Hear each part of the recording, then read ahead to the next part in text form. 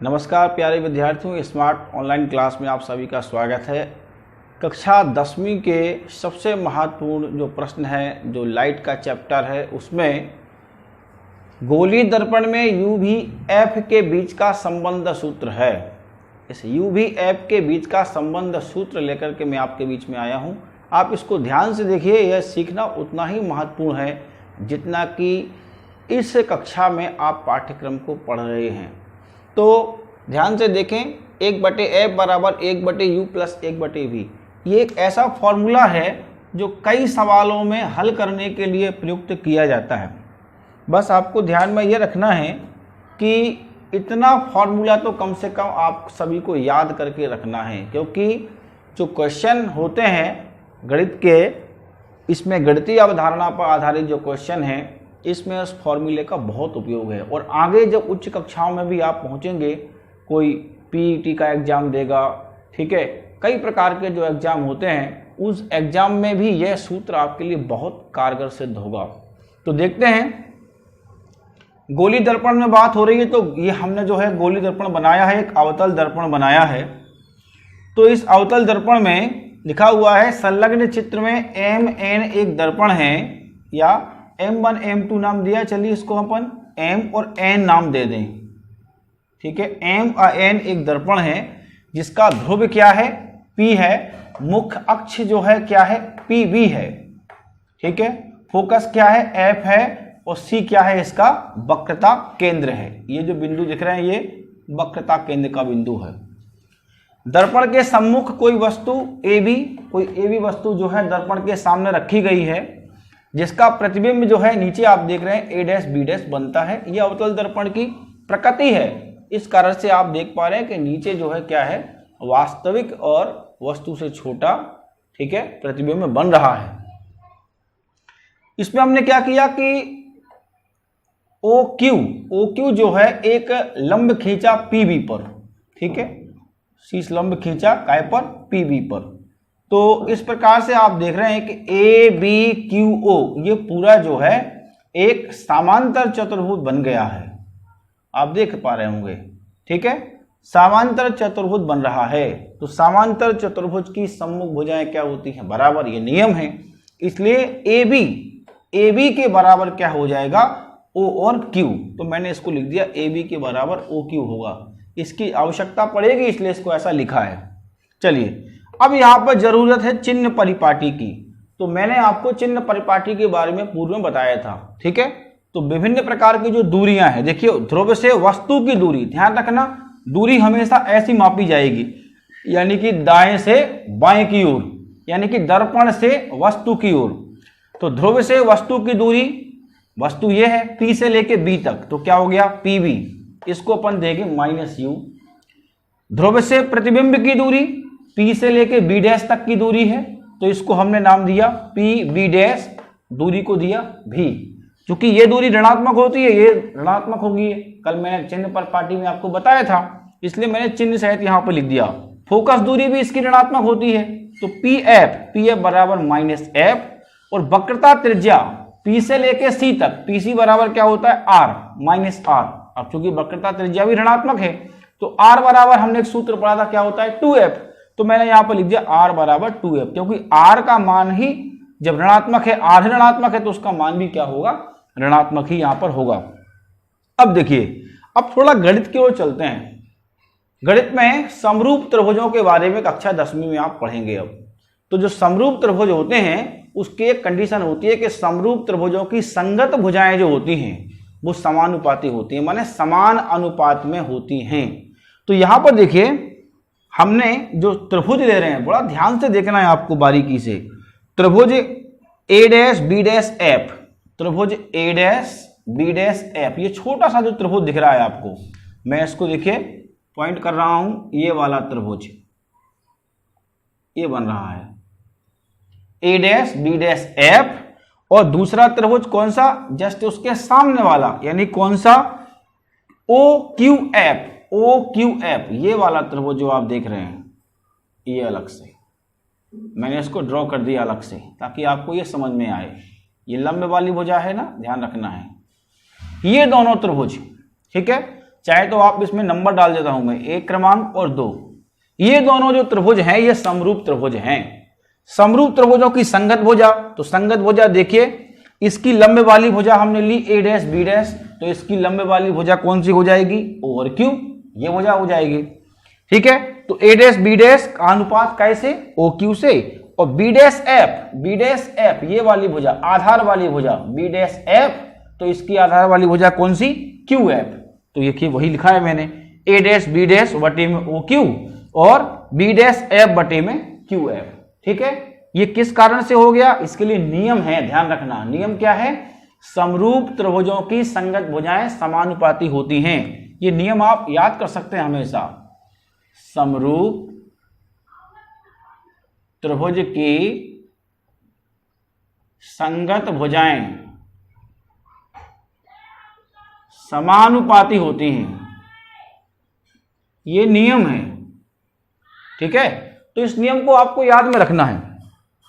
तो देखिए यहां पर, अब देखो यहां पर हम पहले सिद्ध कर चुके हैं कि OQ के बराबर क्या है, AB, तो मैंने OQ के स्थान पे यहां पे क्या रख दिया, AB रख दिया है। ठीक है, तो क्या बन गया, A डैश B डैश बटे AB बराबर B डैश F और QF, ये सेम है जहां का तहां, इसको समीकरण क्रमांक 1 नाम दिया।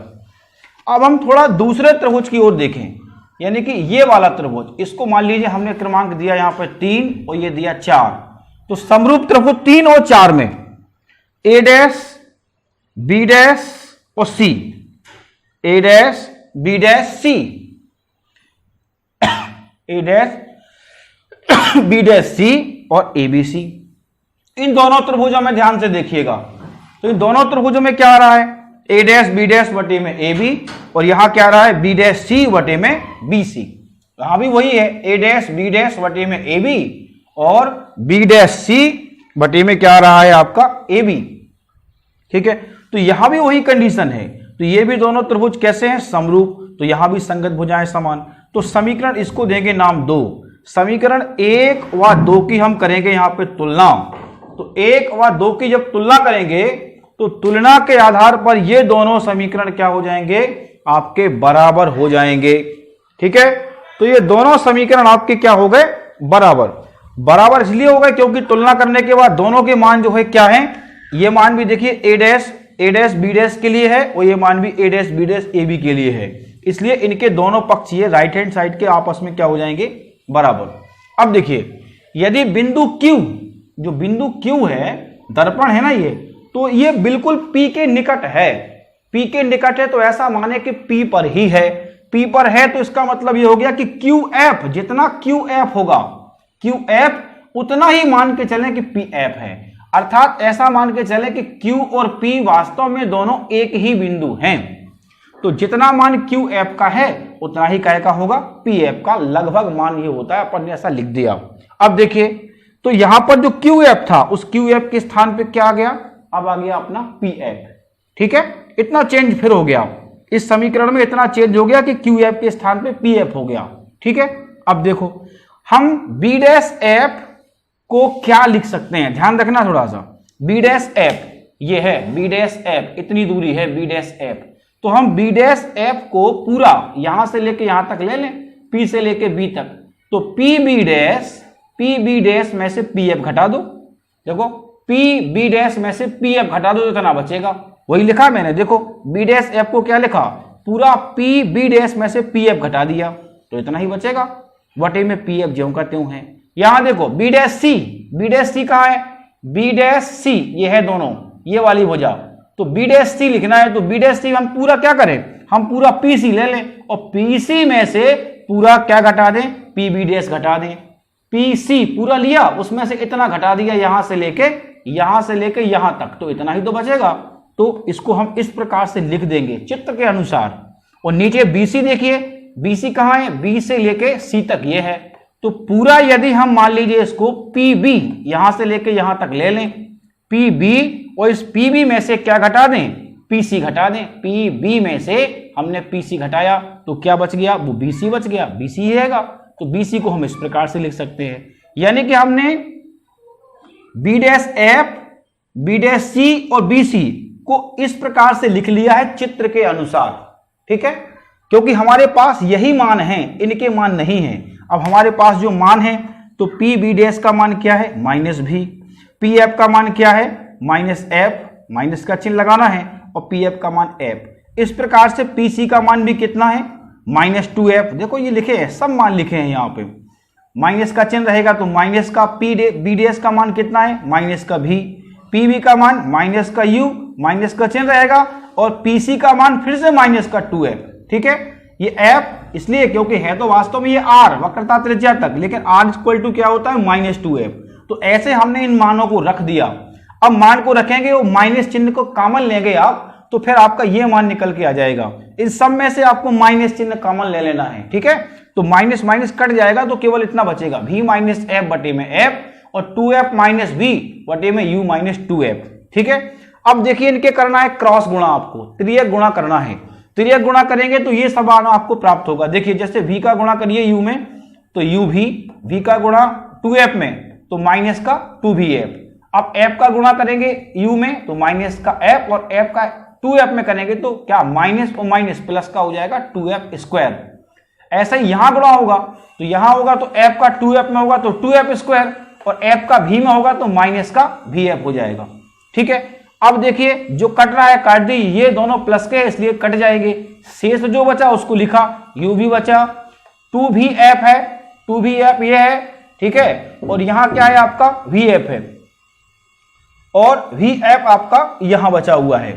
तो अब इसको जब आप हल करेंगे, इसको हल करेंगे तो आपका कितना मान बचना चाहिए, ध्यान से देखिएगा।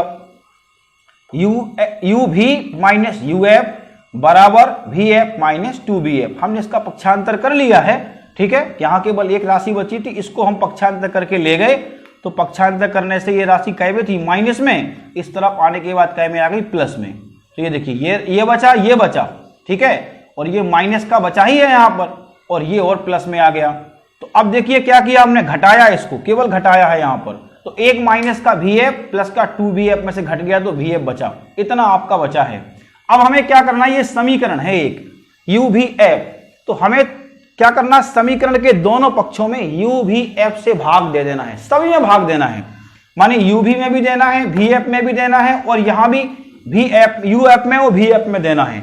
तो भाग देंगे जब आप, तो भाग देने के बाद आपकी कुछ दो राशियां कट जाएंगी, एक एक राशियां बचेगी। तो क्या बचेगा, 1 बटे एफ माइनस 1 बटे वी बराबर 1 बटे यू, इतना आपका शेष रह जाएगा। अब 1 बटे एफ ये तो जहां का तहां रहेगा, 1 बटे वी का आप पक्षांतर कर दीजिए तो इस तरफ राशि पहुंचेगी तो काय में आएगी, प्लस में। बस इस प्रकार से 1 बटे एफ बराबर 1 बटे यू प्लस 1 बटे वी आपका जो है पूरी तरह से प्रूव्ड हो जाएगा, सिद्ध हो जाएगा। इस प्रकार से आप इसको बार बार हल करेंगे, इसकी गणित की प्रक्रिया को, तो आपको निश्चित रूप से समझ में आएगा। फर्स्ट सेकंड राउंड में आपको थोड़ा सा ये जरूर कठिन लगेगा, लेकिन वास्तव में ये है बहुत ही सरल। आप इसको अभ्यास के 3 पार्ट में बांटिए। पहला पार्ट जिसमें चित्र बनाइए और भाषा लिखिए और चिन्ह परिपाटी प्रदर्शित कीजिए। दूसरे पार्ट में समरूप त्रिभुज लीजिए और समरूप त्रिभुज से क्या करिए, आप जो है यहां तक के मान को लाइए। फिर इसके बाद में इनके मानों को इस चिन्ह परिपाटी के अनुसार रखिए, त्रियक गुणा कीजिए, uvf से भाग दीजिए, आपका अपने आप जो है सॉल्व निकल करके आ जाएगा। आपको आज इतना ही करना है, ये आपका सबसे महत्वपूर्ण कार्य है। ठीक है, और इसको आपको सीख भी लेना है। ठीक है, तो आज क्लास का जो है सबसे महत्वपूर्ण पार्ट आपको बताया गया है, इन सबको आपको ध्यान से सीखना है। धन्यवाद।